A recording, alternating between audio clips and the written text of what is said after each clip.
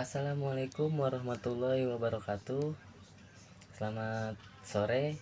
Perkenalkan, saya Jamal Malik dari Universitas Pamulang, Prodi Akuntansi. Saya di sini akan mempresentasikan materi dari mata kuliah Manajemen Strategik yang diampu oleh yang terhormat Ibu Indawati SEMMMK. Mohon izin Bu, saya dan rekan saya akan mempresentasikan materi yang sudah Ibu beri di pertemuan 8 mengenai persaingan kompetitif. Jadi saya dan rekan saya Fadel Apriliano dan Melisa Gulo akan menjelaskan materi tersebut. Oh iya, saya dan rekan saya ini dari kelompok 7. Dari kelompok 7 kelas 04 Sake 002. Seperti yang sudah kalian lihat, bahwa pengertian strategik akan dijelaskan oleh rekan saya.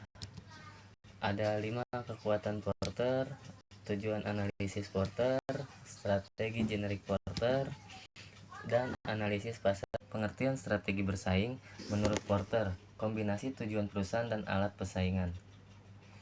Menurut Kotler, strategi yang memberi perusahaan posisi kuat dan keunggulan bersaing.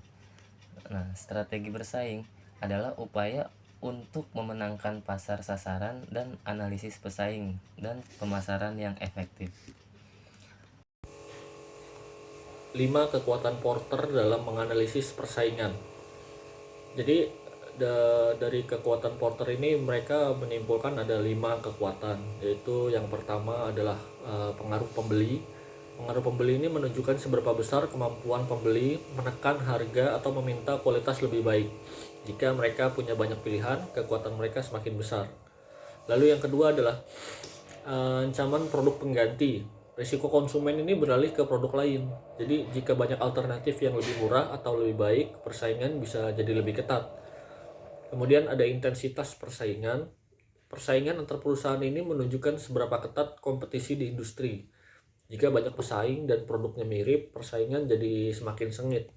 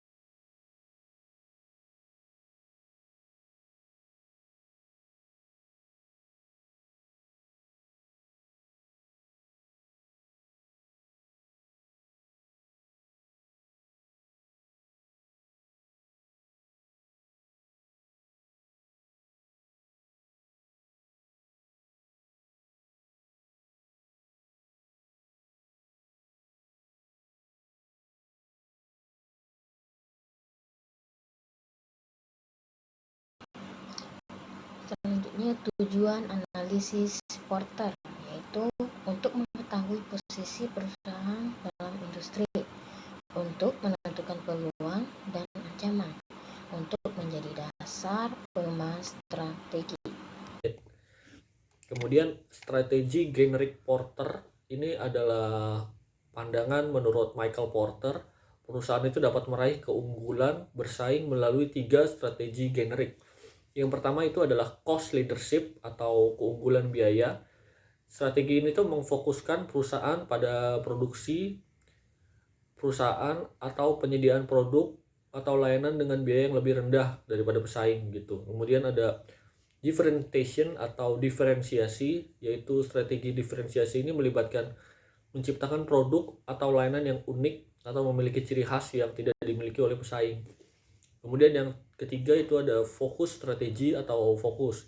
Strategi fokus ini melibatkan penyediaan produk atau layanan yang ditargetkan pada segmen pasar tertentu.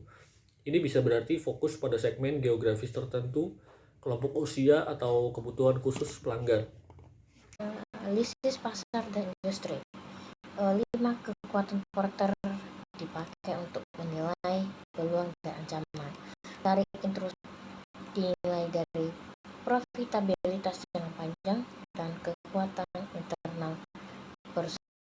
Lalu peran RBV dalam keunggulan bersaing itu pendekatan ini resource based view atau RBV memberikan kerangka konseptual yang kuat untuk memahami bagaimana perusahaan dapat mencapai dan mempertahankan keunggulan bersaing yang berkelanjutan. RBV ini menekankan bahwa sumber daya internal perusahaan adalah fondasi utama dalam menciptakan strategi kompetitif yang unggul. Jadi dalam konteks ini sumber daya tidak hanya berupa aset fisik, tetapi juga mencakup aset tidak berwujud seperti kapabilitas organisasi, reputasi merek, pengetahuan karyawan, dan budaya perusahaan. Nah, untuk itu ada contoh kasus yang sering kita temui di Indonesia tuh kayak Gojek versus Grab. Kedua perusahaan tersebut sama-sama mempunyai aspek. Nah, salah satu aspeknya itu ada asal dan fokus. Gojek tuh asal startup Indonesia, fokusnya tuh fokus domestik, super app lokal. Kalau Grab asalnya asal Malaysia atau Singapura, fokusnya tuh di regional Asia Tenggara.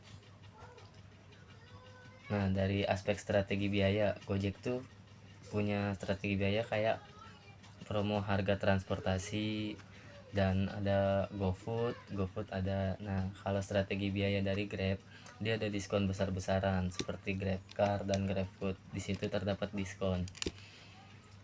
Terus dari Gojek tuh aspek diferensiasi. Gojek tuh mempunyai aspek diferensiasi ekosistem super app kayak GoPay, GoFood, GoSend, dan lain-lain, bisa kita lihat di platform-platform. Nah, diferensiasi dari Grab itu kayak layanannya lintas negara, didukung oleh investor global. Nah, aspek RBV yang saya bahas ini. RBV dari Gojek itu pemahaman budaya lokal dan di jaringan UMKM-nya kuat kalau Gojek tuh. Nah, dari Grab itu RBV-nya tuh kayak modalnya besar, teknologi data dan AI, ekspansi regional.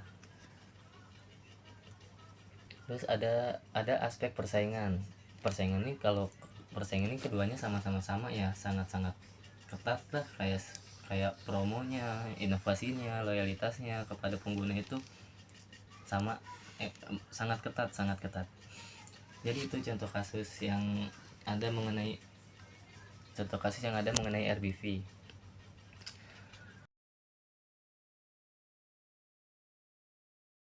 Selebihnya saya mohon maaf. Oh iya, jadi mengenai research business view ini kurang lebih seperti itu ya. Pokoknya kita harus mempunyai daya unik di perusahaan kita sendiri.